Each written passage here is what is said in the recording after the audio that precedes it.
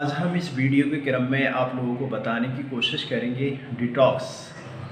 आयुर्वेद तरीके से हम बॉडी को कैसे डिटॉक्स कर सकते हैं।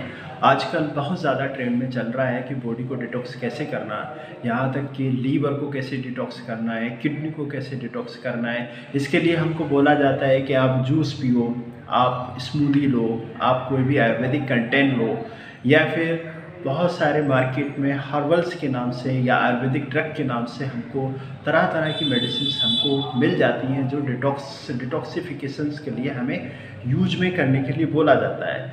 यहाँ तक कि हमें बहुत ज़्यादा पानी पीने के लिए, बॉडी को हाइड्रेट करने के लिए भी हमें पानी एक्सेसिव मात्रा में यूज़ करने के लिए बोला जाता है। इसके अलावा पानी पी करके उल्टी करना यानी कि वॉमिट करना या फिर वाटर एनिमा लगाना और अलग अलग चीज़ें हैं जिसके लिए कहा जाता है डिटॉक्स, यानी कि कहा जा सकता है कि डिटॉक्सिफिकेशंस यानी कि बॉडी से टॉक्सिन्स को बाहर निकालना। तो ये एक तरीके की शुद्धिकरण प्रक्रिया है, शरीर को शुद्धि करने की प्रक्रिया है। आयुर्वेदिक तरीके से हम शुद्धिकरण जानने को के लिए हम बताने की कोशिश करेंगे, तो बने रहिएगा इस वीडियो में।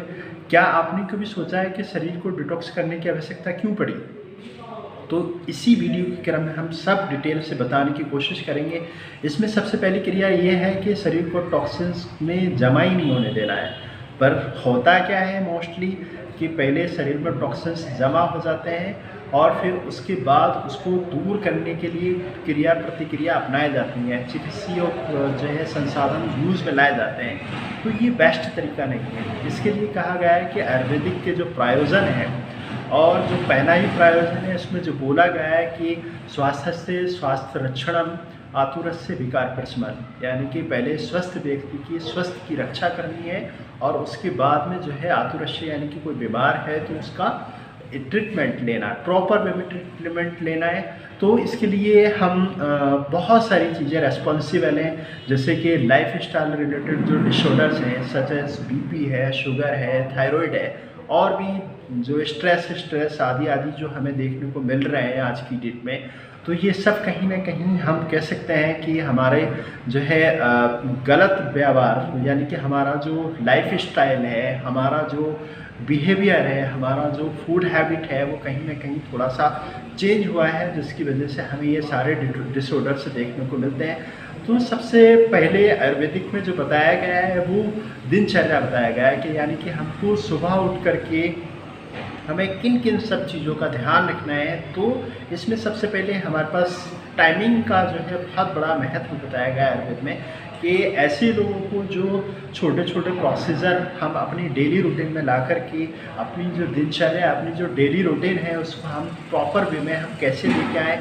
तो उसके लिए सबसे पहले जो बोला गया है कि जो लोग अपनी लॉन्ग लाइफ यानी कि अच्छी ज़िंदगी और बड़ी ज़िंदगी की अगर जो है कोई अपने आप को कोशिश करने की चाहत रखता है, तो ऐसे में उनको बोला गया है कि आयुर्वेदिक संहिताओं में कि उनको ब्रह्म मुहूर्त में यानी कि सुबह में उठने के लिए बोला गया है। पर ये क्रिया जो है वो जो लोग नाइट शिफ्ट वाले हैं, जो नाइट शिफ्ट में वर्क करने वाले हैं, उन लोगों के लिए अप्लाई नहीं होती। उनको चाहिए कि वो अपने प्रोसीजर को अपने जैसे चलाएं। पर जो लोग डेली रूटीन में जो डेली है यानी कि डे में काम करने वाले हैं, तो वो ऐसे में उनको चाहिए कि वो अपना जो है अपना डेली रूटीन को जो है इस तरीके से व्यवस्थित करें, इस तरीके से सेटलमेंट करें ताकि उनके सारे प्रोसेस जो आयुर्वेदिक दिनचर्या है उसकी तरह से फॉलो किए जाएँ।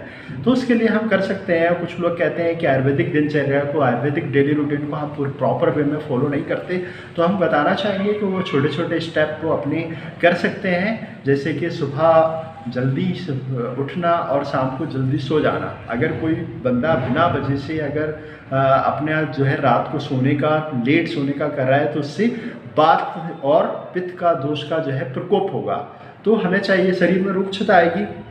हमें चाहिए कि अगर कोई काम नहीं है तो वो टाइमली सो जाए। फिर इसी का एक दूसरा, यहीं से किसी चीज़ का गलत डायरेक्शन में चले जाना यहीं से शुरुआत होती है कि प्रॉपर टाइम पे प्रॉपर क्रियाकर्म को यानी कि काम को अंजाम ना देना, यानी कि अब अगर टाइम पे नहीं सोए हैं तो देर तक जागेंगे भी। तो दिन में सोना जो बताया गया है वो कफ प्रकोपक बताया गया है। तो यानी कि कहा सकते हैं कि यहाँ पे वात पित्त का जो प्रकोप हुआ वो देर तक जागने से हुआ, यानी कि शरीर में रुक्षता आई।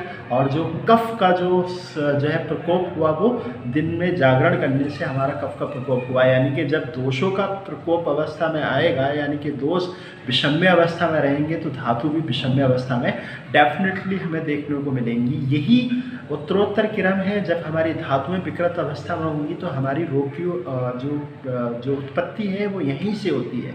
तो जब हमारे धातुएं विकृत अवस्था में होंगी तो डेफिनेटली जो है हमारा जो अग्नि है, जठर अग्नि, जो हमारे डाइजेशन सिस्टम को जो है चलाता है, वो भी कहीं ना कहीं विकृत हो जाता है। तो इसमें जो बताया गया है कि डेली रूटीन में जो दिनचर्या है, दिनचर्या में जैसे हमारा नस्य है, सुबह उठ कर के पहले उठना है और अपनी जो ज़रूरियात हैं उनसे फ्री होकर के अपना जो स्टेप बाई स्टेप फिर नस्य करना है। नस्य फिर गंडूस, कवल, दातून, दंत प्रक्षालन, फिर जीवा निर्लेखन, फिर उसके बाद अभ्यंग करना, स्नान करना, ये सब डेली रूटीन में आता है और इसको हमें टाइम से ही करना चाहिए। और इसको टाइम से करेंगे। फिर साथ ही साथ में सेकंड स्टेप आता है हमारा खान पान की विधि जो आयुर्वेद में बताई गई है, वो हमें कौन से मौसम में कौन सा आहार लेना है और किस वक्त कौन सा जो है आहार हमें सबसे ज़्यादा हितकर है, ये भी हम अगले वीडियो में आहार विधि के ऊपर हम बताने की कोशिश करेंगे।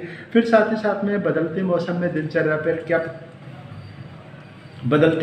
दिनचर्या पर क्या प्रभाव पड़ेगा, ये भी हम देखने की कोशिश करेंगे। ऋतु में दोषों की अवस्था जो है चेंज होती है। जैसे हम देखने की कोशिश करते हैं कि दोषों में संचय का प्रकोप, पिरसर, और इसमें शरीर के दोषों में धातुओं की जो अग्नि है उस पर भी असर पड़ता है।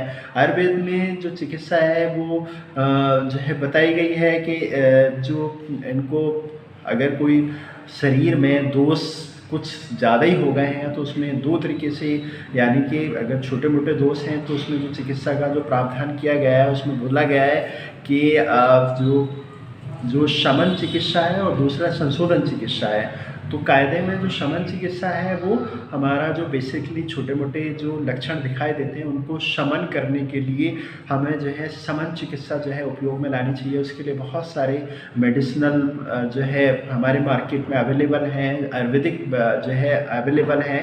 और साथ ही साथ में हम देखने की कोशिश करेंगे कि जब दोष अत्यधिक मात्रा में प्रकोपित हो जाते हैं, जब शरीर में उनकी मात्रा ज़्यादा हो जाती है, तो जो उसमें संचय, प्रकोप, प्रसर, स्थान, संश्रय, व्यक्तम, भेदम, ये जो क्रिया जो दिखा रखी है षट क्रिया काल में जो बताया गया है, तो कहीं ना कहीं हम देखने की कोशिश करेंगे कि उसमें संशोधन चिकित्सा जो है ज़्यादा उपयोगी बैठती है, ज़्यादा उपयोगी रहती है। क्योंकि ज़्यादा लक्षण होने से ही हमें संशोधन चिकित्सा ही जो है उपयोग में लानी चाहिए। संशोधन चिकित्सा ही बेसिकली जो हम बात करते हैं आयुर्वेदिक बॉडी डिटॉक्स करना, तो यही क्रिया है जिससे हम बॉडी को डिटॉक्स कर सकते हैं और सबसे बेस्ट क्रिया है। तो इसमें बोला गया है कि जो पंचकर्मा में जो संशोधन चिकित्सा का जो वर्णन किया गया है तो उसमें बोला गया है कि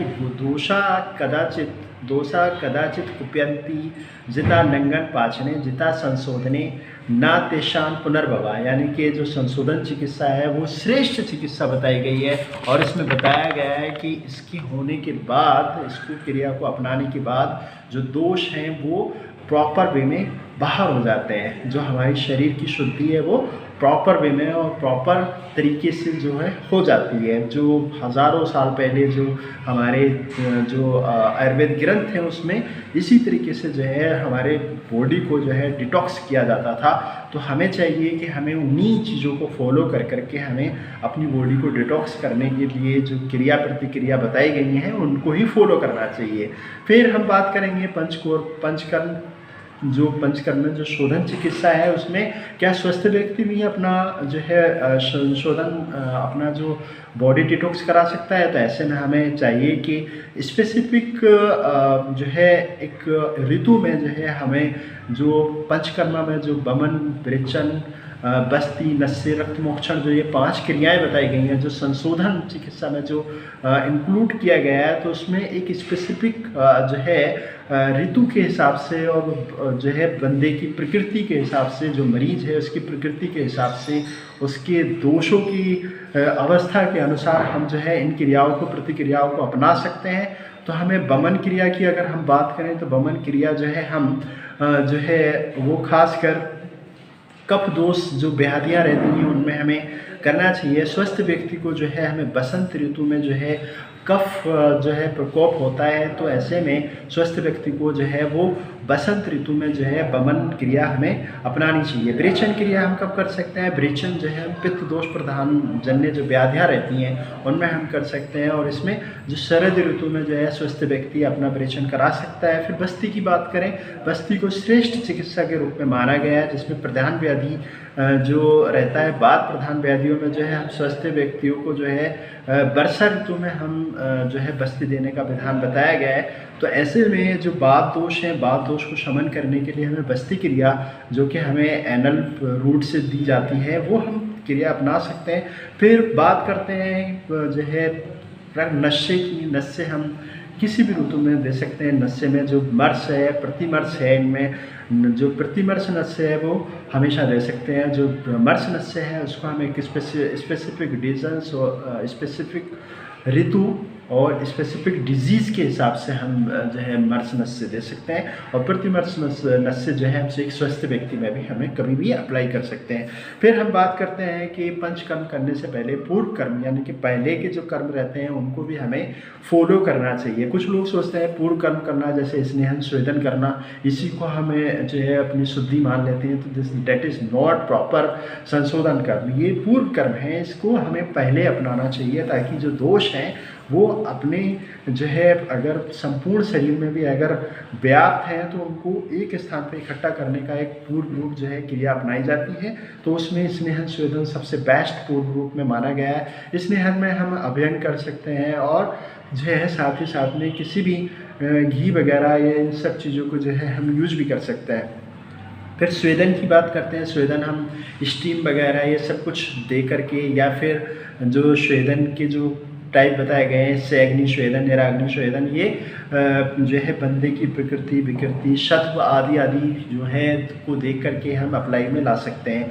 फिर बात करते हैं कि संशोधन यानी कि जो पंचकर्मा की चिकित्सा है, क्या हम जो है इसको कभी भी किसी वक्त कर सकते हैं? तो हमने आपको यहाँ पे क्लियर करने की कोशिश की गई है कि स्पेसिफिक रीजन्स और स्पेसिफिक जो है दोष के हिसाब से हम इस क्रिया को हम जो है पेशेंट पे अप्लाई करेंगे। अगर देखने की कोशिश करेंगे कौन सा दोष प्रधान है इसमें, तो उसी जो है दोष के हिसाब से हम उसकी चिकित्सा करेंगे और एक स्पेसिफिक जो है ऋतु में करेंगे। ये भी हमें ध्यान देने की ज़रूरत है। कभी कभी क्या होता है कि जो पंचकर्मा चिकित्सा है, जो संशोधन चिकित्सा है, उसमें हीन योग, अति योग और सम्यक योग, इसका भी हमें जो है बहुत अच्छे से बारीकी से ध्यान रखने की आवश्यकता है। अगर सम्यक योग है तो जाहिर है कि हमें संशोधन चिकित्सा का उससे बहुत ज़्यादा बेनिफिट, यानी कि बॉडी डिटॉक्स करने का जो सबसे ज़्यादा बेनिफिट हमको मिलने वाला है। और अगर किसी का अयोग हो जाए, यानी कि वो प्रॉपर वे में अगर नहीं हुआ है, तो उसका अयोग यानी कि दोषों का शरीर से बाहर ना निकल पाना, ये आयोग में आया है। और अगर अति योग हो जाए यानी कि दोषों का शरीर से ज़्यादा निर्वहन हो जाना, यानी कि ज़्यादा निकल जाना, ये भी कहीं ना कहीं हमें नुकसान देता है। तो हमें चाहिए कि हमें एक आयुर्वेदिक चिकित्सक के परामर्श यानी कि उसकी देख रेख में जो है हमें संशोधन चिकित्सा अप्लाई में लानी चाहिए। बीमारी को जड़ से ख़त्म करने का सबसे अच्छा और सबसे श्रेष्ठ साधन अगर है तो बताया गया है वो पंचकर्मा। पंचकर्मा में खासकर बमन, विरेचन, बस्ती, नस्य, रक्त मोक्षण। हम जान सकते हैं कि हमारे दोष जो हैं वो 3 ही है। वो अगर किसी को कफ दोष जो है अगर प्रधान व्याधियाँ हैं तो उसको बमन कराएं, और अगर पित्त दोष प्रधान है तो विरेचन कराएं, और अगर वात दोष प्रधान है तो उसमें बस्ती सबसे बेस्ट चिकित्सा के रूप में हमें आयुर्वेदिक ग्रंथों में मिलती है। और अप्लाई भी अगर करें, चिकित्सीय रूप से अगर अप्लाई करें तो उसमें बहुत ही बेहतरीन रिजल्ट रिज़ल्ट हमें देखने को मिलेंगे। तो हम आप सभी लोगों से ये बार बार कोशिश करेंगे कि आयुर्वेदिक के जो भी सिद्धांत हैं, आयुर्वेदिक के जो भी क्रियाकलाप हैं, आयुर्वेदिक की जो क्रियाविधि हैं, आयुर्वेदिक की जो मेडिसिन्स हैं, आयुर्वेदिक के जितने भी जो है जो हमारे जो है चिकित्सीय रूप में जो प्रयोज्य जो हमारे उपकरण हैं या फिर मेडिसिन है या फिर कोई भी कंटेंट हैं, वो बहुत ही उपयोगी हैं। उनको अगर सही वे में सही तरीके से अगर सही चिकित्सक से अगर चिकित्सक की परामर्श अनुसार यानी कि योग्य चिकित्सक के अनुसार अगर उस चीज़ को जो है बीमारी के ऊपर या फिर किसी डिजीज़ के ऊपर अगर अप्लाई किया जाए तो निश्चित तौर पे 101% उसके कारगर और उसके जो है रियलिटी पे जो है वो उसके रिज़ल्ट हमें महसूस होंगे, हमें देखने को मिलेगा। तो हमें उम्मीद करते हैं कि बॉडी डिटॉक्सन्स का जो ये पोर्शन था, ये जो वीडियो था, आपकी समझ में ज़रूर आया होगा।